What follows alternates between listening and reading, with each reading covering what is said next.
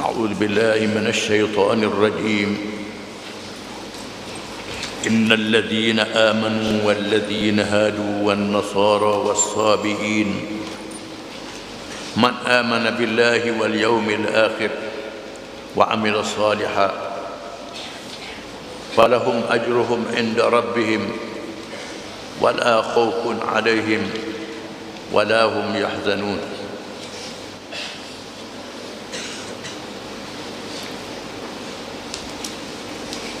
Maksudnya,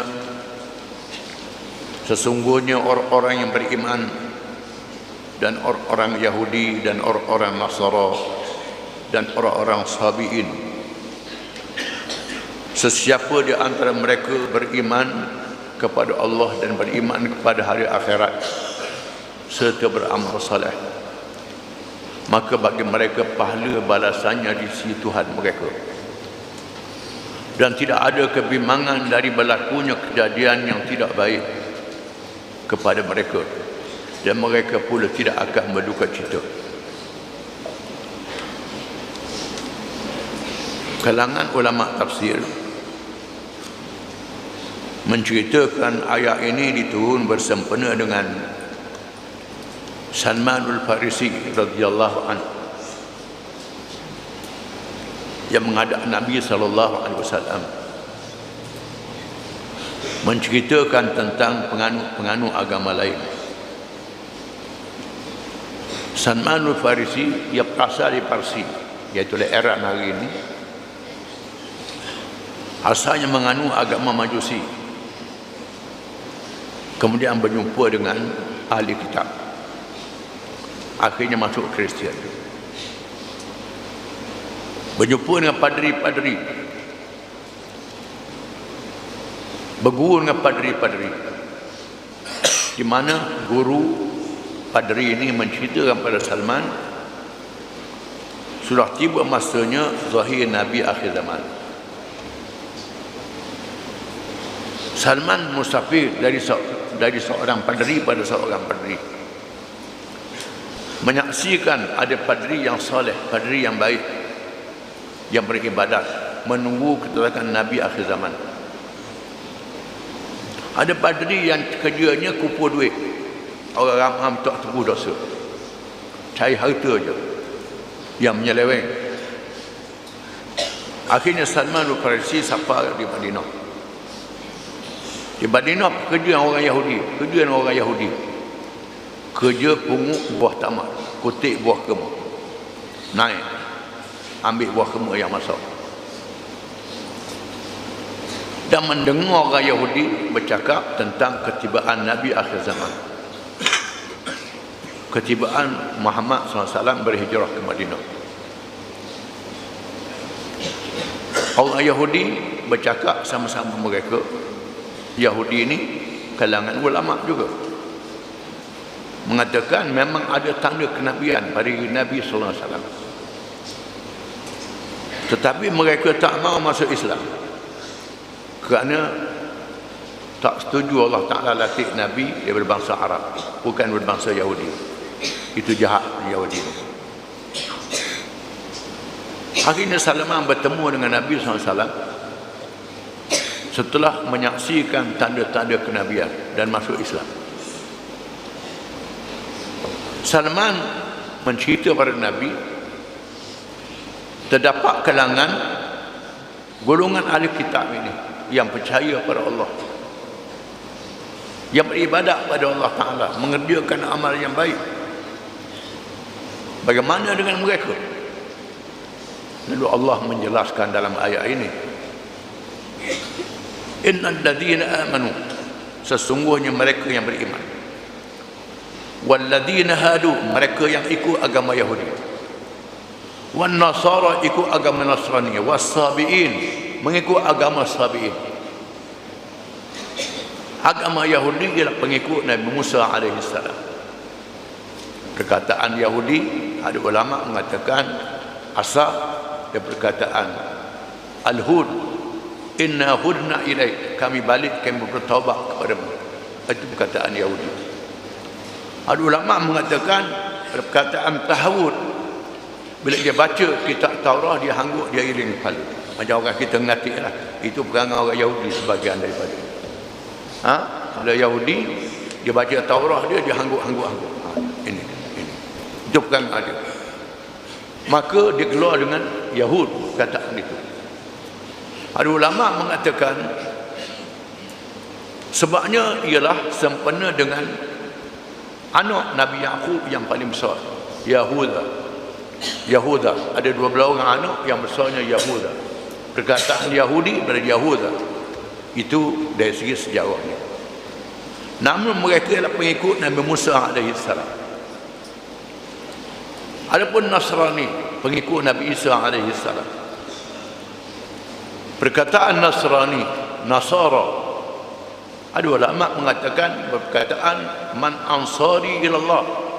Nabi Musa tanya, Nabi Isa tanya, man ansari ilallah, siapa kalangan kamu yang sanggup menjadi penolong aku dan menegakkan agama Allah?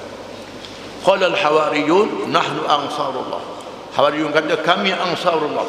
Perkataan Nasrani beransarullah. Ada ulama kata begitu. Ada mengatakan perkataan Nasranah, tempat mereka berhimpun dengan Nabi Isa. Nama Nasranah, nama tempat. Dikenali dengan Nasara. Itu asal usul. Itu tak penting mana. Yang penting mereka mengikut Nabi Isa AS. Was-sabi'in. Sabi'in ini khilaf banyak kalangan ulama. Ada ulama mengatakan mereka adalah penyembah malaikat. Percaya pada Allah, kemudian sembah malaikat, melatih malaikat sebagai Tuhan. Macam Hindu lah, melatih dewa-dewa jadi Tuhan. Dia dewa ni ada orang kata dia ubah kata malaikat. Latih macam-macam pula Tuhan. Ada mengatakan mereka menyembah bintang cakrawala. Bintang cakrawala. Ada mengatakan mereka ni beriman pada Allah, tapi tak ada kitab. Semayang 5 waktu juga, kitabnya tak ada. Mereka bukan Islam. Jadi Salmanul Farisi bertanyakan Nabi SAW, bagaimana mereka ini? Nabi kata masuk neraka lah. Kalau tak masuk Islam, masuk neraka. Mesti masuk Islam. Maka Allah menyebut, innal ladina amanu, sesungguhnya mereka yang beriman. Islam agama yang asal, agama Nabi alaihi wassalatu wassalam, agama yang asal. Ini Islam. Agama yang pertama, Adam ialah seorang Islam, Ibrahim seorang Islam. Semua nabi-nabi adalah Islam. Tak ada nabi yang Hindu, tak ada nabi yang Buddha, tak ada nabi yang Kristian, tak ada nabi yang Yahudi. Masuk Nabi Musa bukan Yahudi, Nabi Isa bukan Kristian, mereka adalah Islam. Qul amanna wa ma unzila ilaina wa ma Ibrahim wa Ismail akhul asbat wa ma utiya Musa wa Nabi, hingga akhir ayat. Aku percaya pada Allah, apa yang Ibrahim, Ismail, Yaqub, Ishaq percaya, dan semua mereka Islam. Inna dina indallah Islam. Din si Allah Islam saja. Allah Ta'ala terima. Allah terima Islam saja.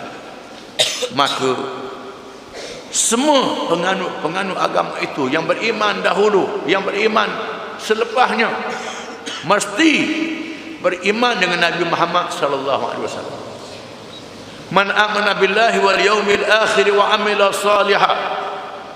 Sesiapa yang beriman kepada Allah, Allah Ta'ala lantik Nabi-Nabi dan Rasul-Rasul seorang demi seorang. Turun kitab seorang satu kitab yang kemudian menasahkan kitab yang dahulu, kecuali perkara-perkara asas tidak dinasahkan. Beriman pada Allah, beriman pada hari akhirat, beriman pada malaikat, benda yang gaib, ini semua Nabi-Nabi. Tak ada beza. Hukum syariat ada beza kerana zaman berbeza, masyarakat berubah. Hukum syariat ada berubah, tetapi asas akidah tidak berubah. Mesti beriman kepada Allah, apa yang Allah Ta'ala buat keputusan, percaya pada Allah. Allah Ta'ala buat keputusan, lantik Nabi akhir zaman Muhammad sallallahu alaihi wasallam, mesti ikut Nabi Muhammad sallallahu alaihi wasallam. Wal yaumil akhir, percaya pada hari akhirat. wa amila salihah, mengerjakan amal yang saleh, falahum ajruhum inda rabbihim wala khaufun alaihim wala hum yahzanun, maka bagi mereka pahala di sisi Tuhan mereka. Mereka dapat pahala yang besar di sisi Tuhan dan tidak takut bila mereka mati, bila mereka beristiqamah. Innal ladzina qalu rabbuna Allah summa istaqamu tatanazzalu alaihim malaikah alla yakhafu wa la yahzanu, hingga akhir ayat. Mereka yang berkata kami beriman kepada Allah, kemudian beristiqamah. Istiqamah ialah ihdinas siratal mustaqim yang kita sebut, ikut jalan nabi-nabi, siddiqin, syuhada dan salihin yang berakhir dengan Nabi Muhammad SAW dan sahabat-sahabat Nabi radhiyallahu anhum, para tabi'in yang kuat berpegang dengan ajaran Nabi, ikut mereka, beriman macam mereka beriman, mereka percaya dan mengerjakan amal yang saleh sebagaimana mereka ajar, mereka tunjuk. Jangan dengan cara yang lain, jangan ubah-ubah, menyeleweng, jangan lari, cari peraturan yang lain, cari ideologi, cari teori, cari macam-macam. Kalau lain pada Islam, sama ada agama-agama ataupun ideologi ataupun teori apa sahaja lain pada Islam, tak diterima oleh Allah Ta'ala. Wa man yabtaghi ghairal Islam dinan falan yuqbala min wa huwa fil akhirati minal khasirin. Sesiapa yang mencari, yang menuntut berpegang lain pada Islam, sama ada perkara ibadat, perkara rumah tangga, kehidupan berkeluarga, sama ada politik, sama ada ekonomi, perlembagaan, undang-undang, bila sudah ada peraturan Islam, pilih lain pada Islam, tak diterima oleh Allah Ta'ala. Dan akhirat termasuk kalangan orang-orang yang rugi. Yang selamat ialah mereka yang beriman pada Allah, mengerjakan amal yang saleh yang diterima oleh Allah Ta'ala. Bukan saja Allah Ta'ala terima, falahum ajruhum, bagi mereka pahala mereka, pahala digandakan sekurang-kurangnya 10 kali ganda. Ini rahmat Allah. Kita buat satu ibadat, Tuhan beri pahala 10 kali ganda. Ada yang sampai 700 kali ganda, ada yang tak terhingga berapa kali ganda. Contohnya puasa. Puasa digandakan fadilatnya tak terhingga di sisi Allah Ta'ala. Mereka yang memuji Allah, alhamdulillah, puji Allah Ta'ala, tak terhingga pahalanya, bukan 10 kali ganda, tak terhingga. Memenuhi langit dan bumi pada satu kalimah saja, bukan banyak sangat. Rabbana lakal hamd, itu saja sebut pahalanya memenuhi langit dan bumi. Nak bayar syurga dengan emas yang ada di bumi, bangunan syurga tu batu-batu dia emas, perak. Nak bayar dengan piti, tak gerak, tak gerak nak bayar dengan piti.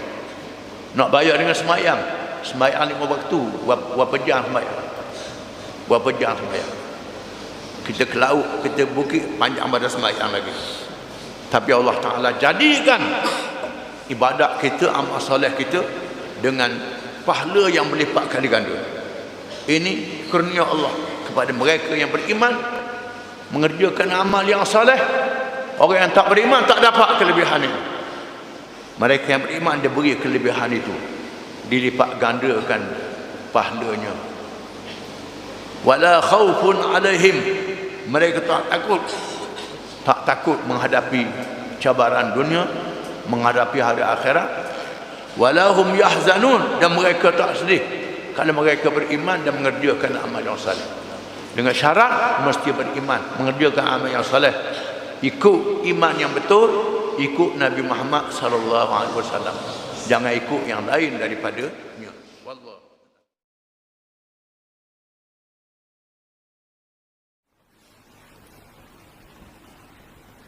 أعوذ بالله من الشيطان الرجيم وإذا أخذنا ميثاقهم ورفعنا فوقكم الطور خذوا ما آتيناكم بقوة واذكروا ما فيه لعلكم تتقون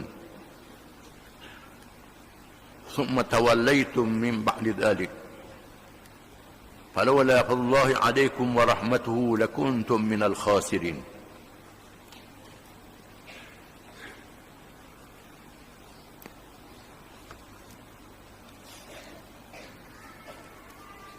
Maksudnya, dan ingatlah ketika kami mengambil perjanjian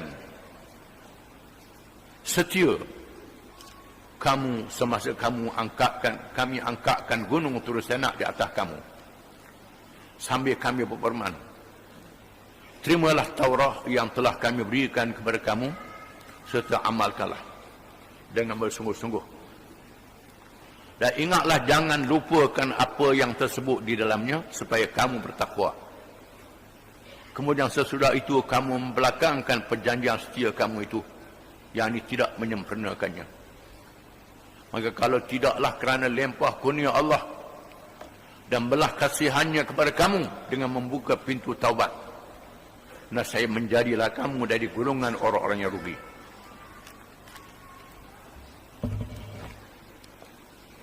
Ayat ini masih lagi menceritakan kedegilan kaum Bani Israel, kaum Yahudi.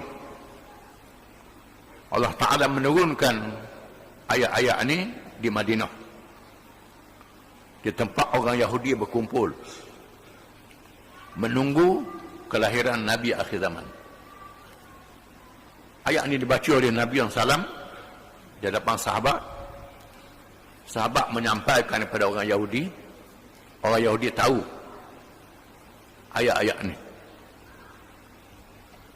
Allah Ta'ala menceritakan kepada Nabi SAW tentang perangai orang Yahudi dahulu kala. Kalau ada hari ini pun lebih kurang tu lah juga. Orang Islam, kalau ikut perangai ini, lebih kurang tu lah juga. Dan ingatlah, apabila kami mengambil perjanjian dengan kamu, wahai Bani Israel, dengan kami mengangkat gunung Tur Sina di atas kamu.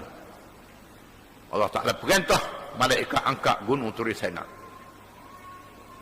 Setelah mereka degil sangat, ajak berjihad, tak mau berjihad, suruh Nabi Musa pergi dengan Tuhan. Disesatkan di Sinai selama 40 tahun. Mati generasi tua yang bacul, yang penakut. Naik generasi baru, yang baru ditapih oleh Allah Ta'ala. Ada puluh hak degi hak baru ni pun Allah Ta'ala suruh mereka beramal dengan kitab Taurat. Kitab Taurat ni kebetulannya ada bersamaan dengan Quran. Rukun iman samalah, beriman pada Allah, hari akhirat, malaikat, hari akhirat, dosa pahala, sama. Hukum hakam je berbeza. Halal haram ada yang berbeza, kerana keadaan berbeza. Di sana ada hukum-hukum yang sama, hukum jenayah, hukum khisah, hukum hudud, sama. Orang curi kena kat tangan, berzina kena hukum hudud, sama dengan kitab Taurat. Dan beberapa hukum yang lain. Allah Ta'ala suruh mereka masuk ke Palestin dengan jihad. Setelah 40 tahun sesat, generasi baru masuk, suruh sebut kalimah bertaubat. Mereka buat main-main kalimah bertaubat. Hittah, ampunkan dosa. Mereka sebut hintah, gandum, dua keperiuk je, buat main-main gandum. Dan Tuhan suruh mereka terima kitab Taurat, berjanji. Dengan dia angkat gunung Tur Sina oleh malaikat. Tadi dalam kisah Nabi tadi, malaikat gunung sanggup angkat gunung nak rembah atas orang musyrikin Mekah. Ini malaikat angkat gunung pada kaum Bani Israel duduk atas mereka, nampak macam awan, duduk atas bukit gunung Tur Sina, supaya mereka berjanji sungguh-sungguh untuk beramal kitab Taurat. Khudhu ma atainakum biquwwah, Ambil apa yang aku beri pada kamu ni dengan kuat, dengan bersungguh, dengan azam untuk melaksanakan Taurat. Wadhkuru ma fihi la'allakum tattaqun. Ingat, baca, ingat, jangan lupa amal apa yang dalam Taurat ni supaya kamu bertakwa kepada Allah. Ikut perintah Allah dan ikut larangan dia. Dengan takwa kamu selamat di dunia dan selamat di hari akhirat. Thumma tawallaitum min ba'di dzalik. Selepas itu kamu berpaling daripada kitab Taurat. Tak ikut kitab Taurat. Hukum hudud, hukum qisas, buat hukum lain. Tak akan hukum yang ada dalam Taurat. Walaula fadlullahi 'alaikum wa rahmatuhu lakuntum minal khasirin. Kalau tidakkan rahmat Allah kepada kamu dan kurnianya, fadlullah, kurnia Allah dan rahmat kepada kamu, Allah Ta'ala buka pintu taubat supaya kamu bertaubat, wahai Bani Israel. Kalau tidak kerana itu, lakuntum minal khasirin. Nasaya kamu semuanya binasa di dunia dan binasa di akhirat. Sebahagian mereka bertaubat, sebahagian mereka tak bertaubat. Yang bertaubat termasuklah yang masuk Islam, macam Allah bin Salam dan lain-lain, Mukhairid, ikut Nabi SAW masuk Islam. Dan mereka yang sepertinya selamat di dunia, selamat di akhirat. Ada pun mereka yang degil, yang tak bertaubat, mati mapu sampai kafir begitu juga. Jagalah, terima hukum akhirat pula. Al-ibratu bi'umumil lafzi la bi khususis sabab. Pengejaran i'tibar diambil daripada lafaz yang umum, bukan sebab yang khusus. Walaupun sebab turun ayat ini menceritakan kaum Bani Israel, tetapi pengajarannya umum pada seluruh umat Islam. Jangan jadi macam Bani Israel. Pegang dengan kitab Allah, ikut kitab Allah, ikut perintah Allah, termasuk dalam janji 2 kalimah syahadah yang kita ucap, asyhadu an la ilaha illallah wa asyhadu anna muhammadar rasulullah. Wallahu a'lam.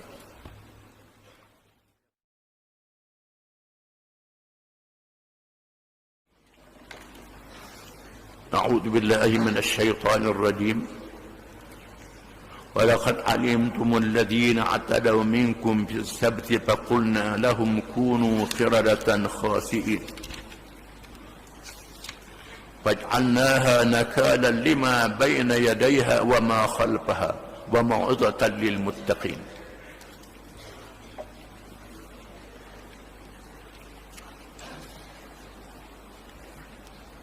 Dan sesungguhnya kamu telah mengetahui bagaimana buruknya akibat orang-orang yang di antara kamu yang telah melanggar larangan pada hari Sabtu. Lalu kami berfirman kepada mereka, jadilah kamu kera yang hina. Maka kami jadikan apa yang berlaku itu sebagai suatu hukuman pencegah bagi orang-orang yang ada pada masa itu dan orang-orang yang datang kemudian, dan suatu pengejaran bagi orang-orang yang hendak bertakwa. Ayat yang pendek ini cerita dan tafsirnya panjang, walaupun ayatnya pendek. Allah Ta'ala menyebut kisah kaum Bani Israel yang diberi nikmat dan rahmat oleh Allah Ta'ala lebih pada kaum yang lain. Allah Ta'ala selamatkan mereka dengan cara mukjizat. Allah Ta'ala turunkan al-man, makanan dari langit, as-salwa, burung yang mudah ditangkap. Namun mereka tak bersyukur pada nikmat Allah Ta'ala. Acak kali. Dan kali Allah Ta'ala menyebut satu kisah yang lain. Kisah berkait dengan perintah Allah, perintah dunia dan perintah akhirat. Perintah Allah ni ada perintah agama yang berkait dengan dosa pahala secara terang. Yang kedua perintah dunia, dosa pahala juga.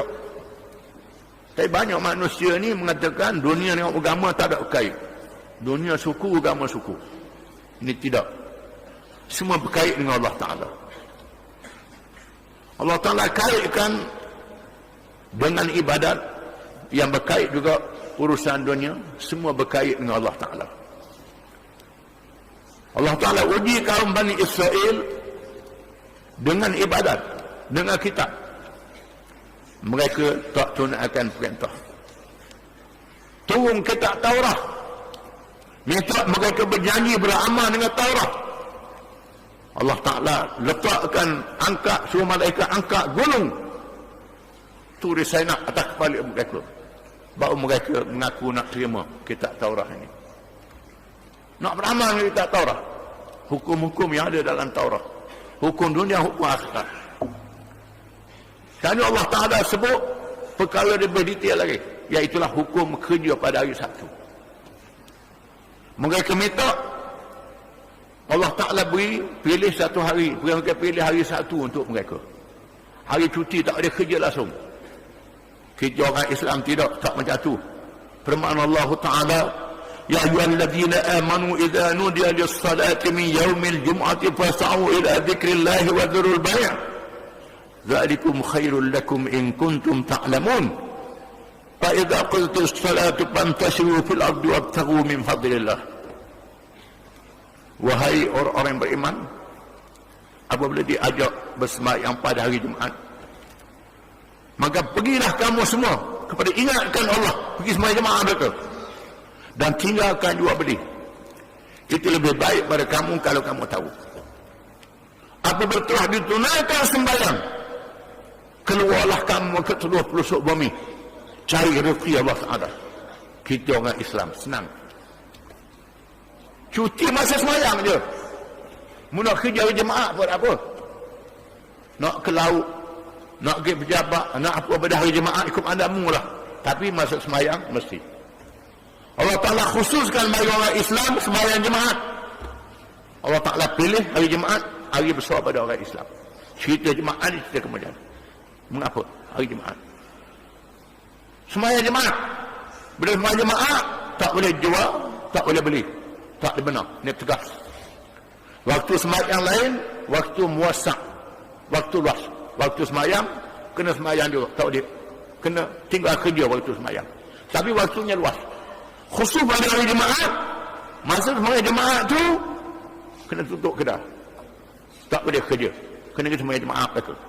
Orang puang urusan dia, bukan masa kerja masa tu. Ini bagi orang Islam. Ada pun orang Yahudi, dia nak hari Sabtu sangat.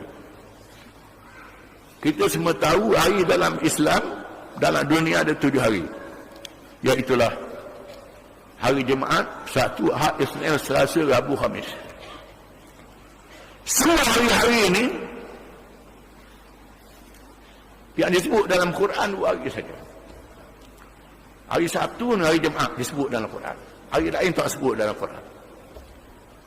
Ini ada hikmat, kita kena sedar. Semua hari-hari dinamakan dengan bilangan. Ahad, Wahid, 1.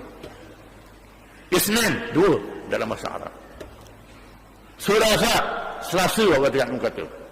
Ada kata Selasa. Khamis, Khamsah, 5. Jumaat dan Sabtu bukan bilangan. Mengapa tak sebut 6, 7? Sita, Sabah, tidak. Jumaat dengan Sabtu. Kerana hari Jumaat ni ialah hari kemuncak Allah Ta'ala menciptakan alam ini. Huwallazi khalaqas samawati wal arda fi sittati ayyam. Dialah Tuhan yang telah menjadikan segala langit dan bumi dalam masa 6 hari. Allah Ta'ala jadikan langit dan bumi dalam masa 6 hari. Pasal apa tak jadi sekelip mata? Ini kebijaksanaan Allah Ta'ala. Allah Ta'ala kun fayakun. Sekelip mata jadi selalu. Tapi Allah Ta'ala menunjukkan kebesaran dia, ada pentadbiran, ada pengurusan, ada tertib. Allah Ta'ala tidak gopoh, Allah Ta'ala cermat, Allah Ta'ala tidak gopoh-gapah macam kita. Kita kalau boleh sekelip mata nak lalu. Allah Ta'ala maha berkuasa menjadikan hambanya sekelip mata. Tapi Allah Ta'ala jadikan langit dan bumi dalam masa 6 hari. Hari Jumaat adalah hari disempurnakan kejadian semuanya. Jumaat dengan makna kumpul, jamak kumpul. Maka kita orang Islam dipilih oleh Allah Ta'ala hari Jumaat, hari disempurnakan kejadian disempurnakan Allah Ta'ala. Hari Sabtu, hari kosong. Hari Sabtu tak ada apa-apa. Perkataan sah dengan makna tak ada apa-apa. Orang Yahudi tafsir pula, hari Sabtu ni hari Tuhan letih. Orang Sabtu dia, Tuhan letih pula dah. Ini menatang Yahudi ni, menamakan Allah dengan sifat-sifat itu layak kepada Allah Ta'ala. Allah Ta'ala la ta'khuduhu sinatun wala nawm. Allah Ta'ala tidak mengantuk, tidak tidur, tidak letih. Tak perlu rehat bagi Allah Ta'ala. Tak perlu kerja menyakiti bagi Allah Ta'ala. Mencipta saja. Ini kekuasaan Allah Ta'ala. Orang Yahudi minta, setelah Allah Ta'ala beri pada mereka hari Sabtu, dia sebut hari Sabtu ini Allah Ta'ala cuti dia. Macam dia juga. Ini Yahudi punya jahat. Lalu Allah Ta'ala uji mereka. Allah Ta'ala uji, dia nak hari Sabtu sangat, beri hari Sabtu pada mereka. Allah Ta'ala uji, diurai ujiannya dalam surah Al-A'raf. وَاسْأَلْهُمْ عَنِ الْقَرْيَةِ الَّتِي كَانَتْ حَاضِرَةَ الْبَحْرِ إِذْ يَعْدُونَ فِي السَّبْتِ تَأْتِيهِمْ حِيتَانُهُمْ يَوْمَ سَبْتِهِمْ شُرَّعًا وَيَوْمَ لَا يَسْبِتُونَ لَا تَأْتِيهِمْ كَذَلِكَ نَبْلُوهُمْ بِمَا كَانُوا يَفْسُقُونَ. Surah Al-A'raf ayat 163. Tanya mereka wahai Muhammad SAW, tanya orang Yahudi yang ada di Madinah kisah hari Sabtu, kisah yang mutawatir diketahui oleh orang Yahudi turun temurun, kisah puak yang jadi kera. Puak jadi kera, Allah Ta'ala kutuk dan jadikan kera. Kunu qiratan khasi'in, jadi kera yang hina, yang nyata. Allah Ta'ala jadikan kera. Puncanya ialah apabila mereka yang tinggal di laut, tinggal di tepi laut, iaitulah Elat. Elat ni ialah bandar Elat yang ada pada hari ini, letak di Teluk Aqabah, di antara Jordan, Israel dan Arab Saudi. Teluk Aqabah, peti Laut Merah tu, dujung tu, teluk tu, itulah tempat cerita jadi kera ni. Cerita yang benar, yang mutawatir. Orang Yahudi tahu cerita, orang Kristian mau tahu juga cerita ni. Allah Ta'ala uji mereka. Pada hari Sabtu, mereka kerja nelayan. Puak-puak ni, kerja nelayan. Pada hari Sabtu, mereka pilih hari tak kerja. Tak boleh kerja hari Sabtu. Lalu Allah Ta'ala uji mereka. Pada hari Sabtu, ikan yang ramai masuk. Masuk ikan. Ikan kecil, ikan besar. Sehingga syurran. Bukan saja kawan. Bukan nak buat sini ikan. Hak besar ni. Allah Ta'ala uji mereka. Berlari lepas hari Sabtu main jauh. Ikan main jauh dia je. Hari Ahad sampai hari Jumaat ikan main jauh. Hari Sabtu naik. Allah Ta'ala uji mereka. Allah Ta'ala uji mereka. Mereka pilih jangan kerja. Hari Sabtu ikan tak. Lain hari Sabtu ikan tak mari. Begitulah kami uji mereka. Kami coba mereka. Mereka adalah orang yang sangat fasik. Bila hari Sabtu ikan ramai, mereka pilih tak boleh kerja pada hari Sabtu. Haram kerja. Nak sangat. Nak sangat. Memang sampai hari ni pun orang Yahudi tak boleh kerja hari Sabtu. Kita tidak. Masa semayang tak boleh kerja. Masa semayang Jumaat. Mereka tidak. Pilih hari Sabtu. Lalu mereka nak tipu. Nak tipu Allah Ta'ala. Lalu mereka gali. Gali parit. Buat kolam tepi laut. Bila air pasang, air pun masuk, banyak ikan pun dia masuk dalam kolam tu. Bila air seru, ikan tak boleh nak lari. Dia ambil ikan hari Ahad. Ambil ikan hari Ahad. Ini mengikut satu riwayat. Satu riwayat kata, dia pergi dalam air, dia igak-igak, dia ikat ikan tu. Ikat dengan tali. Tambak, pun nunggu saudara. Dah ambil lagi, ambil hari-hari Ahad. Mengikut satu riwayatnya, mula-mula seorang dia, dua tiga orang buat kerja. Lepas tu dengar, tiba-tiba pada hari Ahad dengar bau ikan bakar. Kita lah ni bau ikan bakar tak tahan. Bau ikan bakar seliru ni. kat mana ni ikat ikan? Orang lain dah ikat ikan belaka. Lalu dia tanya, muak mana? Dia kata, aku ambil ikan, ikat tali, nunggu, tok air dah ambil lagi satu. Dia masuk air hak baru ambil. Air senar baru ambil. Buat main lagu tu. Main upaya hidup. Nak upaya hidup sangat. Nak upaya hidup sangat. Ini kerja orang Yahudi. Mereka mengalih hukum Allah Ta'ala yang mereka pilih. Dia Allah Ta'ala letakkan kepada mereka. Allah Ta'ala uji mereka. Lalu bila mereka buat akalan begitu, maka Allah Ta'ala kutuk mereka. Faqulna lahum kunu qiradatan khasi'in. Lalu kami berperan kepada mereka, jadilah kamu ke. Maka puak-puak ni jadi ke. Ada ulama mengatakan jadi ke sungguh-sungguh. Ini pendapat yang asal. Ada ulama mengatakan perangai ke. Jadi perangai ke. Itu pendapat yang dhaif. Yang sahihnya jadi ke sungguh-sungguh. Bila bangun pagi, saudara-saudara tengok budu ada, jadi ke. Lalu sedih, duka cita, dan menyebabkan tak makan minum. Tak makan minum, mati. Semua mereka ni mati. Kera ada ni bukan keturunan tu kera sungguh tu. Jangan tu ada ni kera tu juga. Itu tak boleh. Itu kera lain. Orang Yahudi kata manusia ni keturunan kera. Kecuali orang Yahudi. Itu teori Darwin. Tak kita kena tolong. Kemudian mereka mati dan tidak ada zuriat keturunan. Semua kaum yang Allah Ta'ala laknat, kutuk, tak ada zuriat keturunan. Tak ada keturunan. Keturunan Yahudi yang ada pada ini asalnya Yahudi yang baik, yang tak turun ke laut. Tetapi lepas itu jadi jahat pula pada itu. Itulah perangai manusianya. Orang yang dikira itu dibinasakan oleh Allah Subhanahu Wa Ta'ala. Itu pengajaran pada kita. Tilka hududullah fala taqrabuha. Itulah hudud, sempadan Allah. Jangan langgar sempadan Allah Ta'ala. Allah sebut hudud.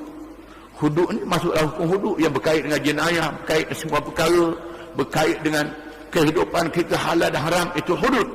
Sempadan yang dinahkan oleh Allah Ta'ala tak boleh langgar sempadan Allah Ta'ala. Tidak boleh. Bila Allah Ta'ala kata tak boleh kerja hari Sabtu, munak sangat, tak boleh kerja lah. Ini hudud Allah Ta'ala. Allah Ta'ala kata kerak tangan. Allah Ta'ala kata hukum bunuh. Allah Ta'ala kata sebab, jangan pilih. Patut jadi Yahudi. Ini perangai Yahudi. Yahudi dikutuk oleh Allah Ta'ala. Dalam ayat yang Allah Ta'ala berfirman, qul huwa nabbi'ukum bi syarrin min dhalika masubatan indallah mal'anahu Allah ghadiba alaihi wa ja'ala minhumul qiradata wal khanazir wa abada at-taghut ulaika syarrun makanan wa adallu an sawa'is sabil. Surah Al-Maidah. Katakanlah wahai Muhammad pada orang Yahudi, adakah suka anak cerita kepada kamu, nak cerita kepada kamu hukuman di sisi Allah Ta'ala? Mereka Allah Ta'ala laknat dan mereka terhadap mereka. Allah Ta'ala jadikan mereka itu kera-kera dan babi-babi dan hamba pada tauhid. Kalau ayat ini disebut 3, jadi kera, jadi babi, jadi penyembah tauhid. Ini bala bencana.